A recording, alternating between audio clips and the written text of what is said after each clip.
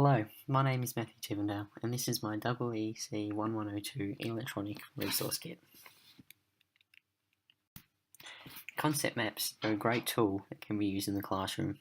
They allow for collaboration and brainstorming around a central idea and can branch off into smaller main ideas that are then expanded into more ideas, and so on. This allows for students to gain more knowledge and share their knowledge with their peers, while expanding their own knowledge. Concept maps show signs of different aspects of a child's learning and can help with the way that a child learns. Concept maps also allow for everyone to be included.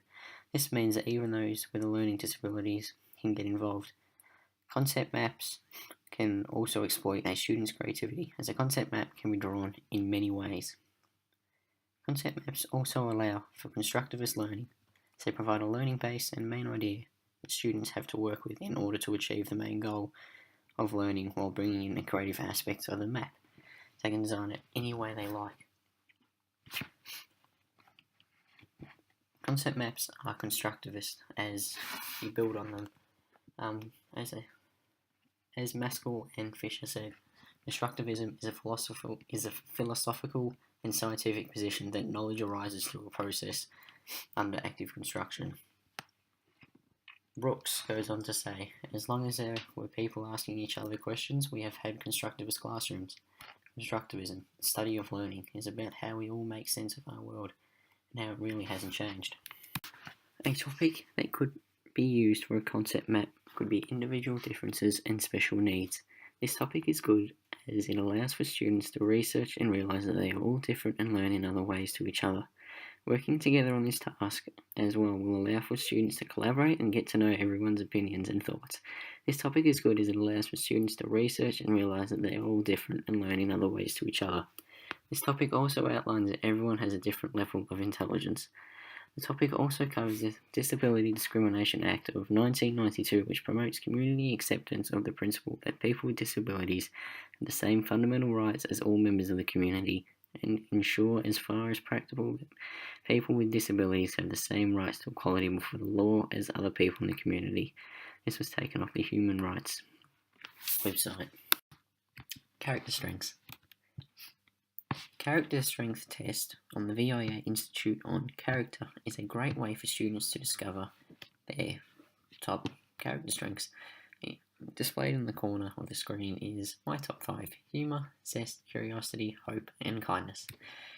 The character strength test can be used to discover a student's learning theory that best suits them based on their characteristics. A task can be used is that students can find a children's book and find character strengths from characters within the book that they have in common. Finding out students' key characteristics and applying them into the classroom can contribute to well-being and life satisfaction, as stated by Learning Curve. Kids who are in the element are known to be happier. This is what the test looks like. It is a series of questions where, for example, where you answer like me, very much like me, neutral, unlike me, or unlike me. So, the first question, being able to come up with new and different key ideas, is one of my strong points. So, for me, I would go neutral, because sometimes come up with good ideas and sometimes they're very bad ideas. For one kid, they might be very much like me, or another student may be very much unlike me. These are just some examples of the results that I received. There's 24 character strengths. Everyone's is different. A good character strength task is to get students to make a list or a map based on character strengths of characters from movies and books. The students should focus on their top 5 character strengths and aim to find characters that can relate to them. This task came from Janine Carroll and took place during week 8 of the semester. This task allows for students to collaborate and relate to their favourite movies and characters and analyse their traits. Once again, concept maps or lists can be used to add a sense of creativity. Learning theory that comes into practice is constructivism once again. Piaget's constructivist philosophy is that the assumption that children develop their own concepts through active engagement with the environment. Interacting with each other is a great way to engage a child's potential.